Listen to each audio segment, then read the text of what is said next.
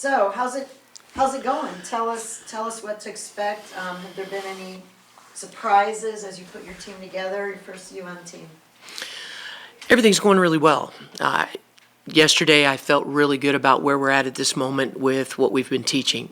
The chemistry is very, very solid.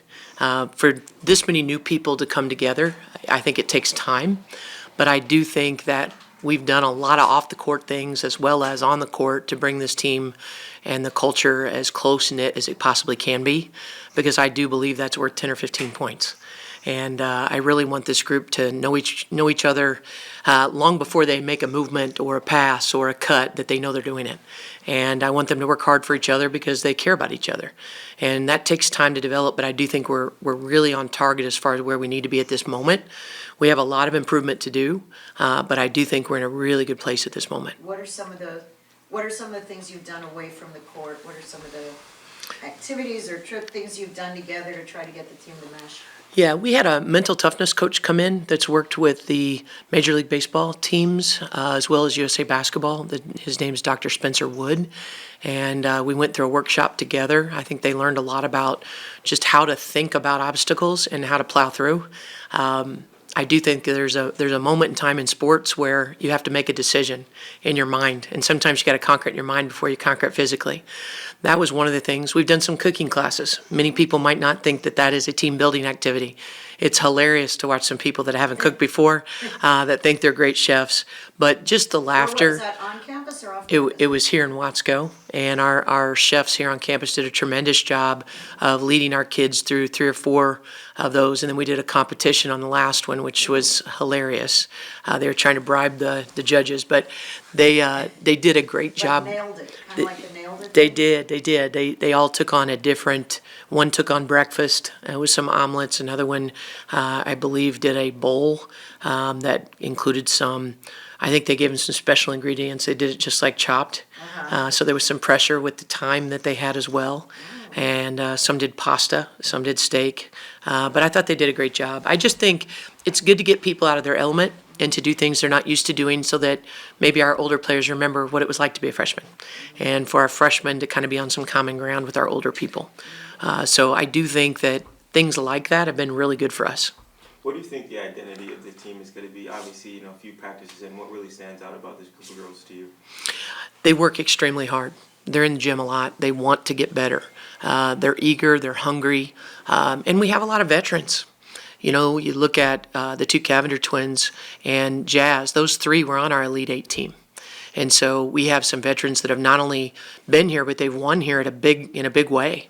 And so I think they do a great job of setting the tone and the standard every day in practice. Then you add, Cam Williams, who was a starter on Michigan's team, who enjoyed a lot of great success there. I had a chance to coach against her, and she has a great IQ. She finishes really well around the basket, either hand.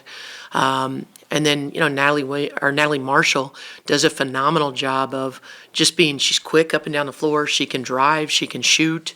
I think the identity of this team is basically we're going to be an up-tempo team, but we're very skilled, and so it's going to be hard to stop one of us and stop all of us. We've got multiple players who can score 20 points on a given night, and I think that's what's going to be fun about this team is we're very skilled. We're going to try not to beat ourselves, so have few turnovers, shoot a high percentage, take quality shots, but definitely run and play up-tempo.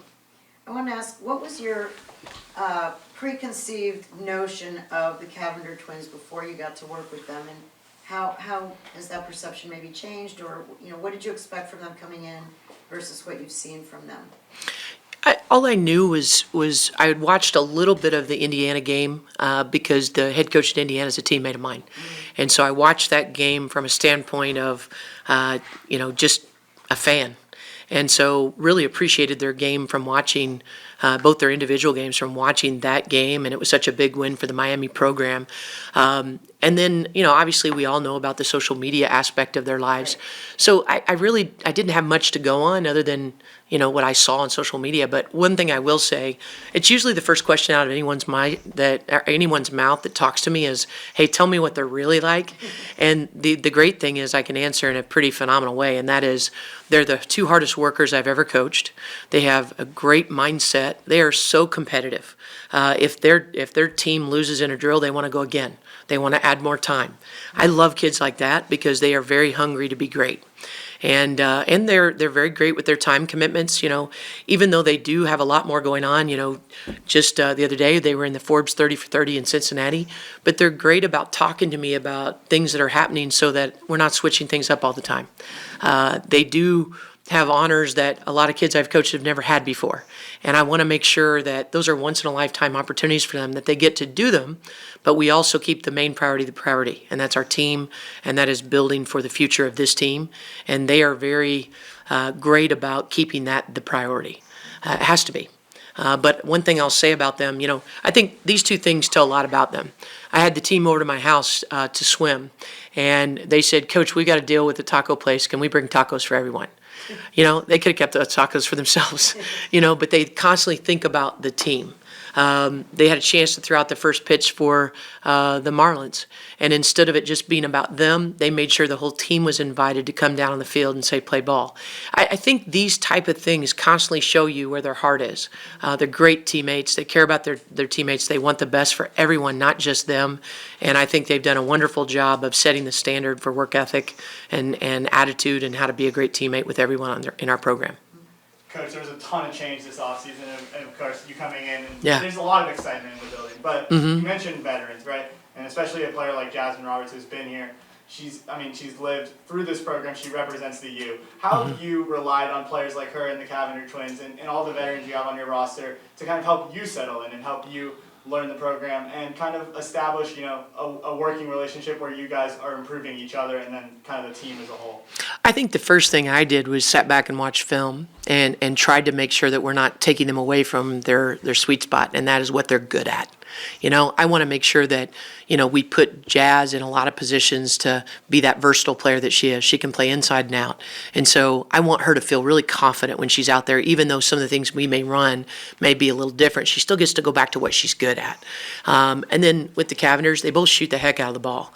I mean, their shooting percentages are phenomenal. They both handle the ball really well. They're very unselfish, and they work really, really hard on defense.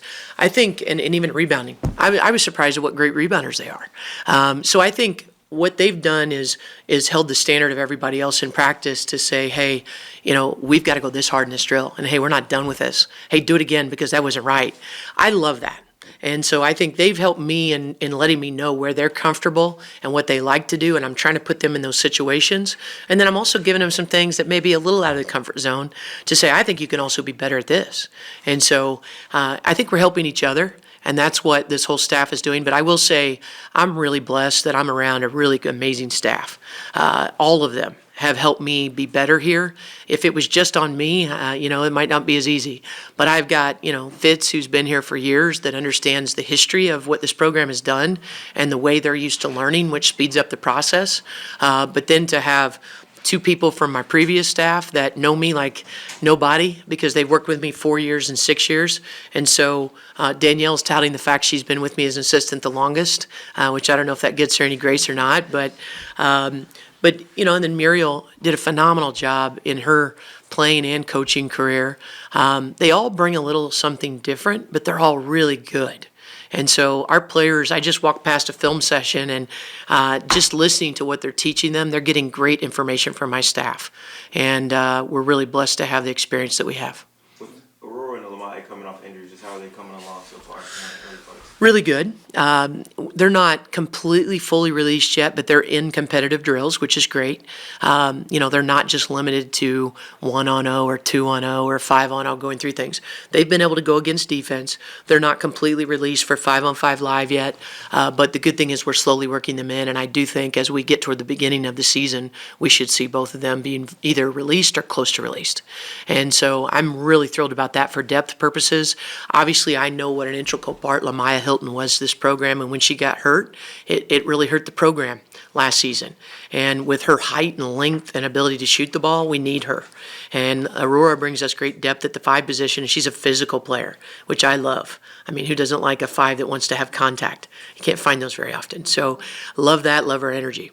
Yeah, Leah Harmon stood out in the practice we got to see a couple of months ago. Yeah. Do you think she'll be in the rotation, and any of the other freshmen? I think all the freshmen have a chance. I do think as of late, Leah's done a really good job of making sure that she's listening and trying to do what we ask. But she's also got a great court vision. She takes really good care of the basketball. She pushes the ball well, and she can really shoot it. And when you say all those things together, it's going to be hard to keep her off the court. I think she makes us better. And I think Nay's speed, Nay Adams is a phenomenal athlete. She can run a lot faster than I ever dreamed of being. And so we want to use her speed and quickness to get downhill, create shots for other people, as well as use her quickness to hound the ball. Because I think defensively she could be really good. And then, Simone can really shoot it. And I would definitely want to take advantage of her ability to stretch the floor. Year 1 here at Miami, and you're already getting a trip to Hawaii. Could we talk about being able to piece together that schedule and set this team up for another deep March bid? Well, I'll laugh with you. When I took the job, Margie came into my office and she said, "We need to finish. We need a couple more games." And she said, "There's a tournament in Florida." And I go, "We're in Florida." And then she said, "Well, how about San Diego?" And I said, "I just went to San Diego with my team last year." And she said, "Maui." And I said, "Don't let the ink dry. Please sign that yesterday." And that's a true story.